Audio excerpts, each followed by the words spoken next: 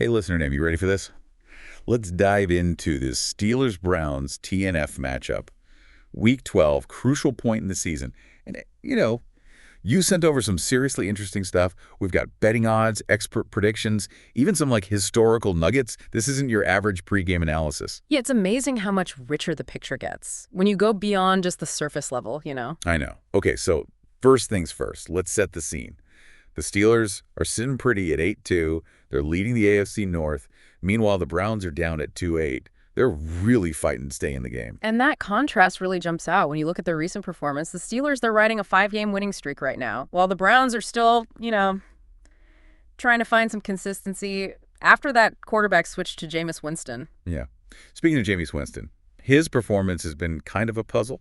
I mean, there have been some flashes of brilliance, but it's not really translating to wins. What's your take on his potential, especially against the Steelers' defense? Well, that Steelers defense is ranked second in scoring defense. They're a force to be reckoned with. What's really interesting is they haven't actually scored a touchdown in their last game, but they still won. That tells you a lot about their ability to shut down opponents. Okay, so maybe Jameis has his work cut out for him.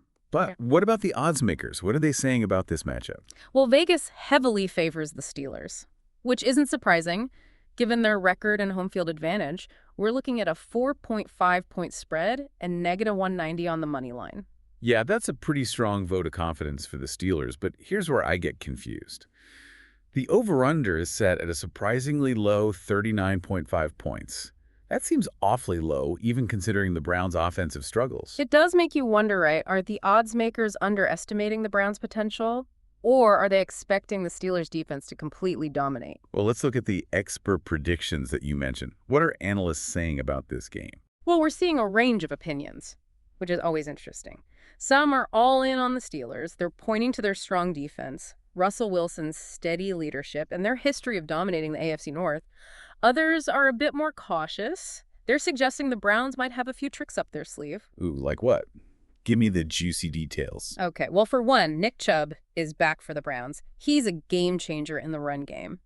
And we can't forget about Jerry Jeudy. He's quietly becoming a reliable receiving threat. Plus the Browns' defense. While not as statistically impressive as Pittsburgh's, they have some playmakers who could create turnovers. Okay, I see your point. The Browns definitely have some potential. But on the flip side, remember what happened last week? Taysom Hill absolutely ran all over the Browns' run defense. That's true, and it highlights a key vulnerability for the Browns. But here's a fascinating little tidbit. This game features two recent Defensive Players of the Year, TJ Watt for the Steelers and Myles Garrett for the Browns, both drafted in 2017. Talk about a clash of tight ends. That is a serious defensive showdown. But even the best players can be sidelined. What's the latest on the injury report? Well, the Browns are dealing with some potentially significant offensive line issues. DeJuan Jones, their left tackle, is out with a fractured leg, and Jedrick Wills, who usually plays left tackle, is questionable with a knee injury. That could spell trouble against the Steelers' pass rush. Yikes. That doesn't sound good for the Browns. What about the Steelers? Any key players missing? They've got some concerns as well. Linebacker Alex Highsmith is questionable with an ankle injury. They'll also be missing Montravius Adams, their nose tackle, and Joey Porter Jr., their cornerback, is questionable. So both teams are a bit banged up. How much do you think these injuries will factor into the final score? What's your gut feeling? It's hard to say for sure, but it's definitely something to keep an eye on. For sure. Okay, so we've covered the current standings, we delved into the odds and expert predictions, and even touched on some key injuries. But before we jump into a deeper analysis, let's take a quick look at the historical context of this rivalry. Yeah, this rivalry goes way back. And despite the Steelers often having the upper hand, the Browns have a knack for pulling off surprises, especially on Thursday nights. Oh, really? Tell me more about that. Believe it or not, the Browns have won 6 of their last Thursday night games. There's something about those Thursday night lights that seems to energize them. Wow, that's a stat I wasn't expecting.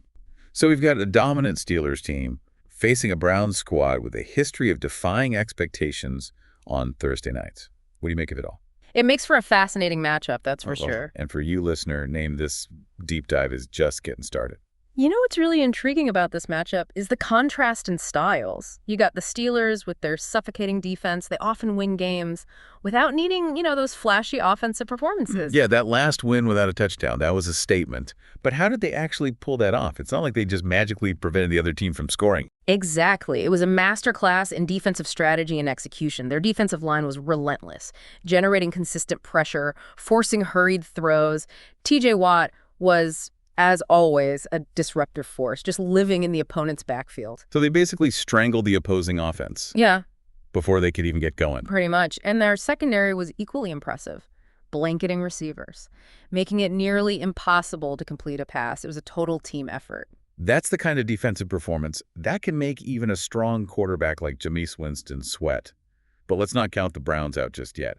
They have some weapons on offense, especially with Nick Chubb back in the lineup. Chubb is a beast. He's got that rare combination of power and speed that can wear down a defense. If he gets going, it could open up opportunities for the passing game as well. And don't forget about Jerry Jeudy.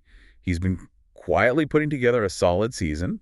He's not, a flashy big play receiver, but he's reliable and makes tough catches. He's the kind of receiver who can move the chains and keep the offense on schedule. Against a defense as good as Pittsburgh's, those consistent gains will be crucial for the Browns. But even with Chubb and Jeudy, the Browns are going to have a tough time if their offensive line can't hold up against that Steelers pass rush. We talked about those injuries earlier, and they could be a major factor. Absolutely. If DeJuan Jones and Jedrick Wills are both out, that's a huge blow to the Browns. It's going to be a long night for Jameis Winston if he's constantly under pressure. We've talked a lot about the players, but what about the coaches?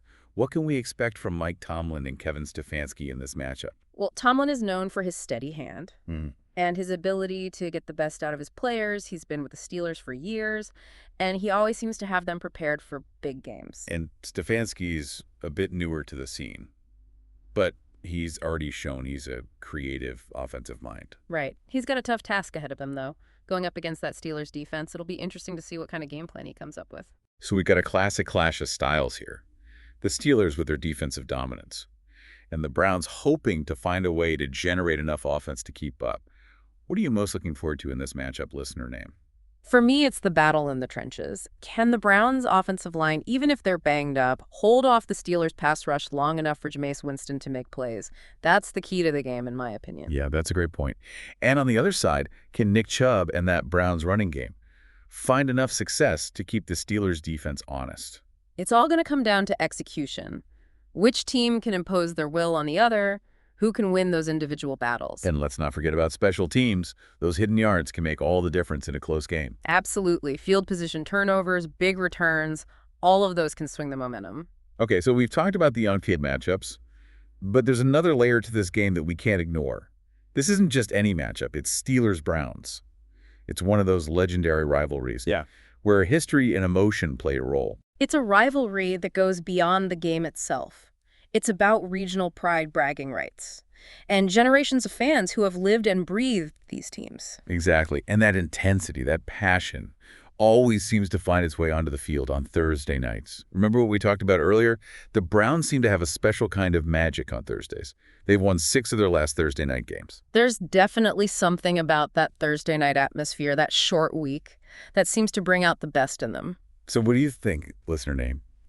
Can the Browns tap into that Thursday night magic and pull off an upset against the heavily favored Steelers? It's going to be a battle, that's for sure. The Steelers are a tough team to beat, especially at home. But you can never count out a team with a chip on their shoulder. And the Browns definitely have something to prove. They do.